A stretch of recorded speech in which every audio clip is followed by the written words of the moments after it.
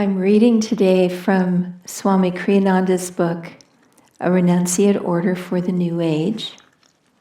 And he says, if someone calls you a genius, say, thank you. Though I do my best, I am well aware that any good I do comes not from me, but from God. The beauty of the clouds at sunset is due only to the sun's light upon them. This is very important, and when we're discussing ego transcendence, which is the essence of the spiritual path, as Swami says, I have found this particular thing challenging. I often, throughout my early years, would stave off any accolades or tokens of appreciation. Any time people would rave about something that I did, some program that I put on or whatever, I would ungraciously blow it off and just say, oh well, make some disparaging remark, because I was so afraid of becoming arrogant or becoming filled with ego. But working with Swami Kriyananda, I became more aware of the need to respond graciously, to accept people's kindness in actually saying something appreciative. Most people would hardly ever say thank you for anything. For many years, we would help, Dharmadas and I would help Swamiji with his Christmas present. And very often it was a chapter of a new book that wasn't released yet, and we would put it in pamphlet form and so on. And Swami would send out hundreds of these Christmas presents with a letter saying Merry Christmas, etc. And we would all marvel at how seldom people wrote back and said thank you for the gift. It's only common courtesy to express appreciation, sincere appreciation. And we need to do that for other people.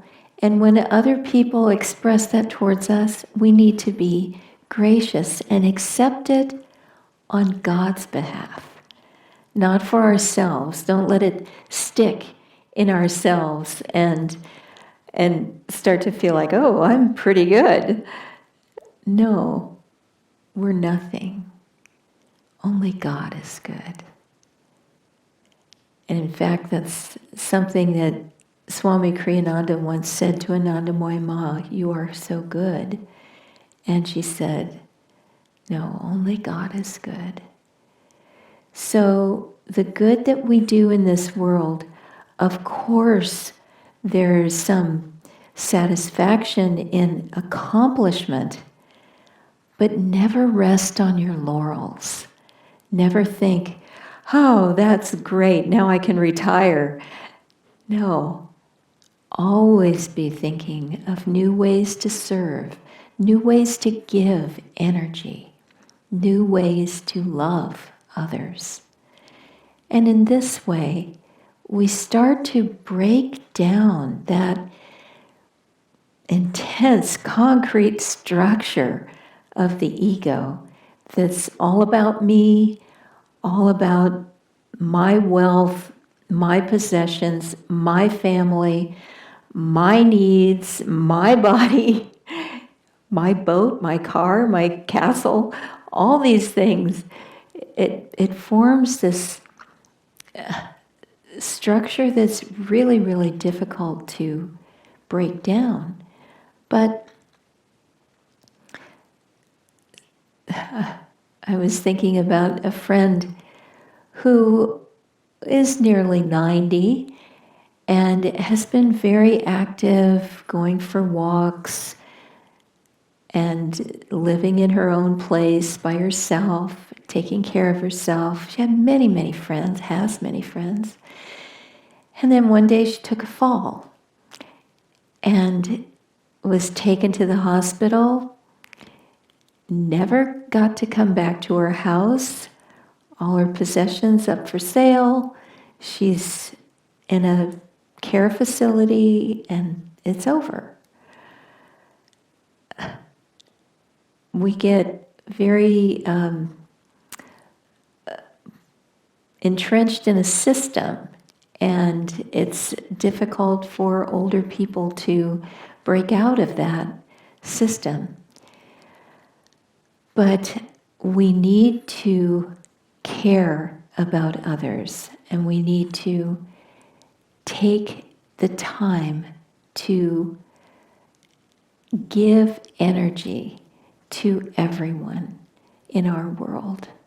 And so let's try to remember that and not just think about our own structure, which can be taken away in a moment, like this friend's was.